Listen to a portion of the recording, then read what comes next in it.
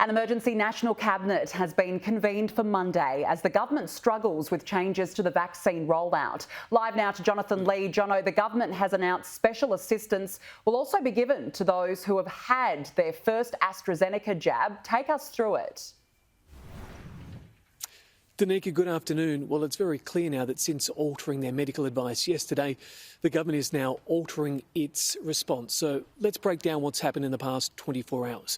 We know the Prime Minister returned from Europe yesterday. He's gone into quarantine at the Lodge. This morning, he had a virtual meeting with his team of health experts. They've gone through the latest ATAGI advice relating to AstraZeneca and the Pfizer vaccine. As a consequence of that, they're now having a meeting of National Cabinet on Monday morning. That's next week. It is, though, dependent on the availability of the premiers, but it's certainly the preference of the federal government at the moment.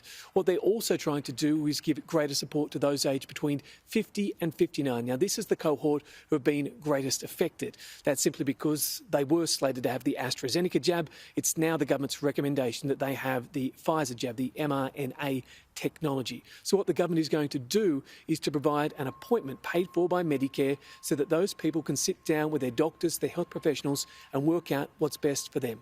Here's the Health Minister, Greg Hunt. One of the things which the Prime Minister has immediately authorised, and I've signed the Medicare instrument today, is to assist our GPs, to assist and support those who are coming forward for vaccinations. So there will be a new Medicare item for over 50s to allow for a general practice consultation. Now, Danica, the government has brought in General Fruin to assist with what they're calling Operation COVID Shield. That is the fluent rollout of the vaccination program at the moment. What he is calling for is acceptance and tolerance from the people as they try and get through this program. What we need from the Australian public is some patience, particularly in the 50 to 59 cohort across the next couple of weeks as we get the bookings in place and we get those additional points of Pfizer availability in place. And Jono, vaccine hesitancy remains a problem here. Yeah, Danica, a huge problem. Vaccine hesitancy, not in young people, but older Australians. And these are the Australians who the government believes needs a COVID jab of some description.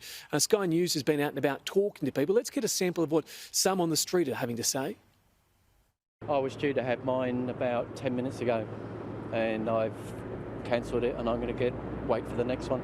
Wait for Pfizer? Yep. You know, the fact that it's moved up from the 50-year-old to the 60-year-old now, I think it's probably going to push up to the 70-year-old, you know, if we hang around long enough. A bit nervous. Yeah. But would you get AstraZeneca? I would do anything at this point for things to get back to normal.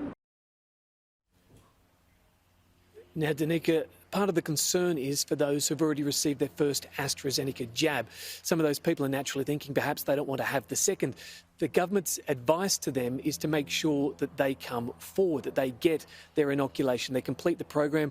The simple explanation is the second dose is deemed to be safer than the first if they haven't had any side effects. Alison McMillan, the chief nurse, has also been making the point that they need to reach out to those people aged over 50 and get them to come forward and receive a vaccination. Although that we do know there are side effects from the AstraZeneca vaccine, if you contract COVID-19, you are much more likely to get unwell or die than if you have a side effect from the vaccine.